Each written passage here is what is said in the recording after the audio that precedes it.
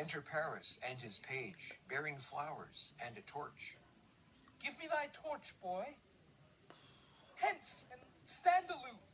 Yet put it out, for I would not be seen. Under yond yew tree, lay thee all along, holding thine ear close to the hollow ground. So shall no foot upon the churchyard tread, being loose, unfirm with digging up of graves. But thou shalt hear it. Whistle then to me, as signal that thou hearest something approach. Give me those flowers. Do as I bid thee, go! Aside. I am almost afraid to stand alone here in the churchyard, yet I will adventure. Retires. Sweet flower, with flowers thy bridal bed I strew. Oh woe, thy canopy is dust and stones, with which sweet water nightly will I dew. Or wanting that, with tears distilled by moans, the obsequies that I for thee will keep, nightly shall be to strew thy grave and weep. The page whistles. The boy gives warning something doth approach. What cursed foot wanders this way tonight, to cross my obsequies and true love's right? What, with a torch? Muffle me, knight, a while. Retires. Enter Romeo and Balthazar with a torch, mattock, and crowbar. Give me that mattock and the wrenching iron. Hold, take this letter. Early in the morning see thou deliver it to my lord and father. Give me the light. Upon thy life I charge thee, whate'er thou hearest or seest, stand all aloof and do not interrupt me in my course. Why I descend into this bed of death is partly to behold my lady's face, but chiefly to take thence from her dead finger a precious ring, a ring that I must use in dear employment. Therefore hence be gone. But if thou, jealous, dost return to pry in what I further shall intend to do, by heaven, I will tear thee joint by joint, and strew this hungry churchyard with thy limbs. The time and my intent are savage wild, more fierce and more inexorable far than empty tigers or the roaring sea. I will be gone, sir, and not trouble you. So shalt thou show me friendship. Take thou that, live and be prosperous, and farewell, good fellow. For all this the same, I'll hide me hereabout. His looks I fear, and his intents I doubt. Retires. Thou detestable Moor, thou womb of death, gorged with the dearest morsel of the earth, thus I enforce thy rotten jaws to open. Breaking open the door of the monument. And in despite, I'll cram thee with more food. That is that banished haughty Montague that murdered my love's cousin. With which grief, it is supposed, the fair creature died. And here is come to do some villainous shame to the dead bodies. I will apprehend him. Advances. Stop thy unhallowed toil, vile Montague. Can vengeance be pursued further than death? Condemned villain, I do apprehend thee. Obey and go with me, for thou must die. I must indeed, and therefore came I hither. Good, gentle youth, tempt not a desperate man. Fly hence and leave me. Think upon these gone. Let them affright thee. I beseech thee, youth, put not another sin upon my head by urging me to fury. Oh, be gone! By heaven, I love thee better than myself, for I come hither armed against myself. Stay not, be gone, live, and hereafter say, a madman's mercy bid thee run away. I do defy thy conjurations, and apprehend thee for a felon here. Wilt thou provoke me? Then have at thee, boy. They fight. O Lord, they fight. I will go call the watch. Exit. Oh, I am slain. Falls. If thou be merciful, Open the tomb. Lay me with Juliet. Dies. In faith, I will. Let me peruse this face. Mercutio's kinsman, noble county Paris. What said my man when my betossed soul did not attend him as we rode? I think he told me Paris should have married Juliet. Said he not so? Or did I dream it so? Or am I mad, hearing him talk of Juliet, to think it was so? Oh, give me thy hand, one writ with me in sour misfortune's book. I'll bury thee in a triumphant grave. A grave? Oh no, the lanthorn slaughtered youth. For here lies Juliet, and her beauty makes this vault a feasting presence full of light. Death, lie thou there by a dead man interred. Laying Paris in the monument. How oft, when men are at the point of death, have they been merry, which their keepers call a lightning before death? Oh, how may I call this a lightning? Oh, my love, my wife, death that hath sucked the honey of thy breath, that had no power yet upon thy beauty. Thou art not conquered. Beauty's ensign yet is crimson in thy lips and in thy cheeks, and death's pale flag is not advanced there. Tybalt, liest thou there in thy bloody sheet? Oh, what more favour can I do to thee than with that hand that cut thy youth in twain, to sunder his that was thine enemy? Forgive me, cousin. Ah, dear Juliet, why art thou yet so fair? Shall I believe that unsubstantial death is amorous, and that the lean, abhorred monster keeps thee here in dark to be his paramour? For fear of that, I still will stay with thee, and never from this palace of dim night depart again. Here will I remain with worms that are thy chambermaids. Oh, here will I set up my everlasting rest, and shake the yoke of inauspicious stars from this world-wearied flesh. Eyes, look your last. Arms, take your last embrace, and lips, oh, ye the doors of breath, seal with a righteous kiss a dateless bargain to engrossing death. Come, bitter conduct. Come, unsavoury guide. Thou desperate pilot, now at once run on the dashing rocks thy sea-sick weary bar. Here's to my love. Drinks. Oh, true apothecary, thy drugs are quick. Thus, with a kiss, I die. Dies. Enter at the other end of the churchyard Friar Lawrence with a lantern, crow, and spade. St. Francis be my speed. How oft tonight have my old feet stumbled at graves? Who there? Who is it that consorts so late the dead? Here's one, a friend, and one that knows you well. Bliss be upon you. Tell me, good friend, what torch is yon that vainly lends its light to grubs and eyeless skulls?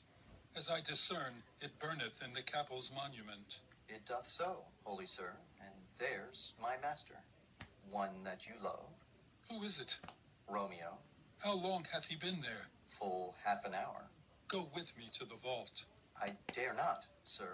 My master knows not, but I am gone hence, and fearfully did menace me with death if I did stay to look on his intents. Stay then.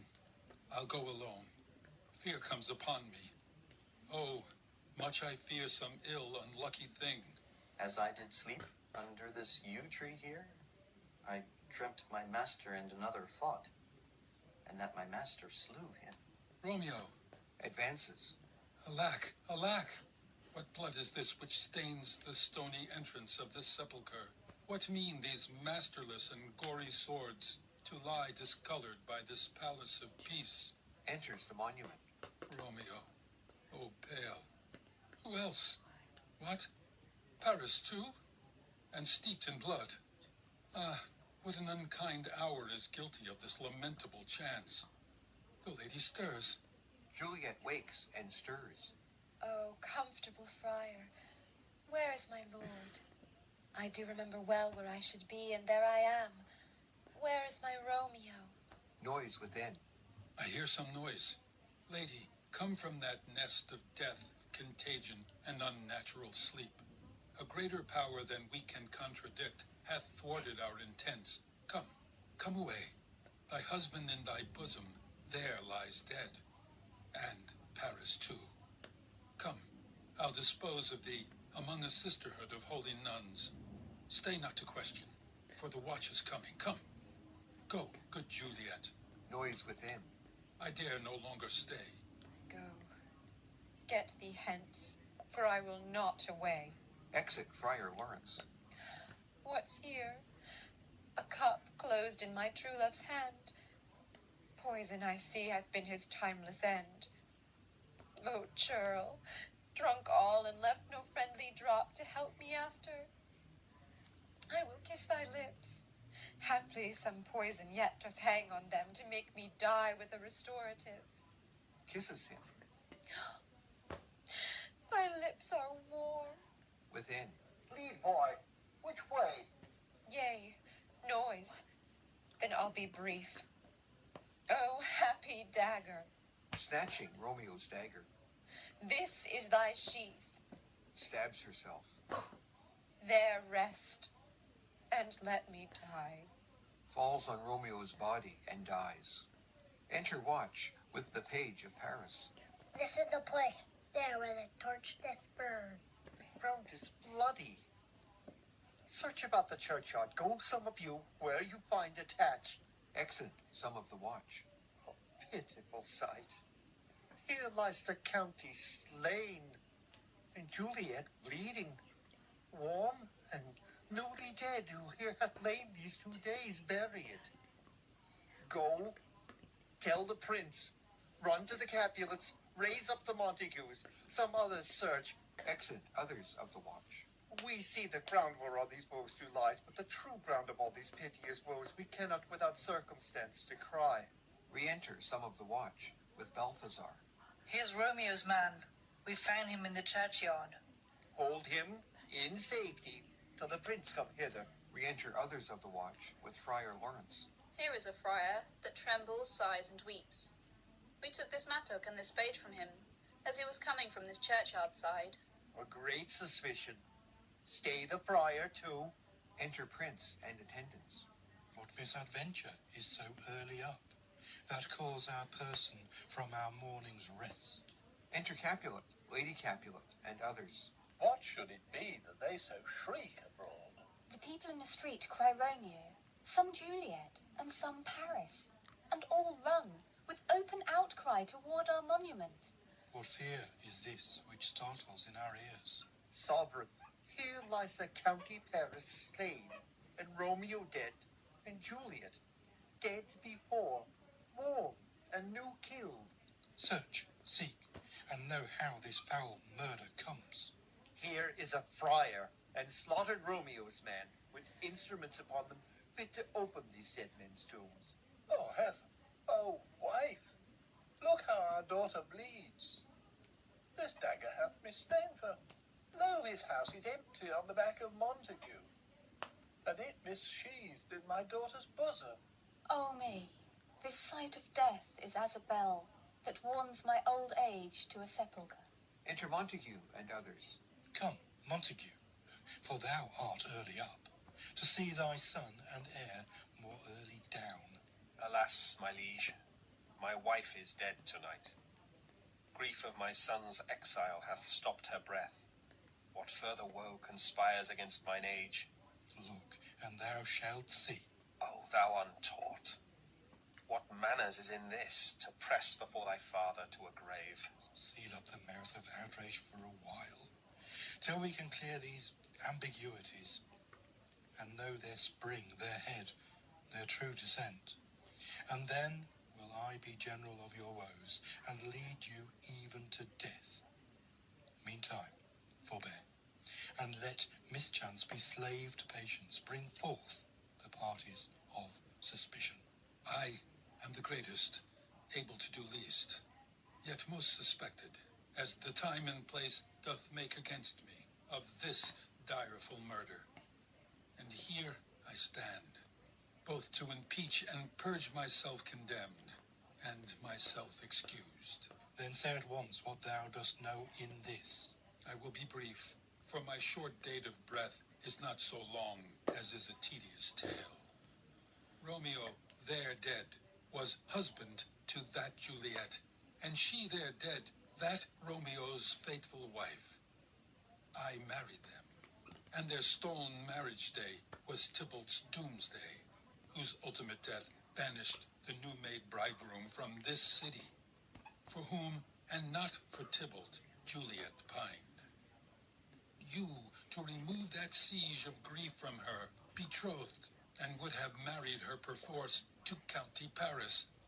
Then she comes to me, and with wild looks bid me devise some means to rid her of this second marriage, or in my cell there would she kill herself. Then gave her I, so tutored by my art, a sleeping potion, which so took effect as I intended, for it wrought on her the form of death. Meantime, I writ to Romeo that he should hither come as this dire night, to help to take her from her borrowed grave, being the time the potion's force should cease. But he who bore my letter, Friar John, was stayed by accident, and yesternight returned my letter back. Then all alone, at the prefixed hour of her waking, came I to take her from her kindred's vault, meaning to keep her closely at my cell, till I conveniently could send to Romeo. And when I came, some minute ere the time of her waking, here untimely lay the noble Paris, and true Romeo dead. She awakes, and I entreat her, come forth, and bear this work of heaven with patience. And then a noise did scare me from the tomb, and she too, desperate, would not go with me, but as it seems, did violence on herself. All this I know, and to the marriage her nurse is privy. And if aught in this miscarried by my fault, let my own life be sacrificed, some hour before his time, unto the rigor of severest law. We still have known thee for a holy man. Where's Romeo's man? What can he say in this? I brought my master news of Juliet's death, and then in post he came from Mantua to this same place, to this same monument. This letter he early bid me give his father, and threatened me with death going in the vault.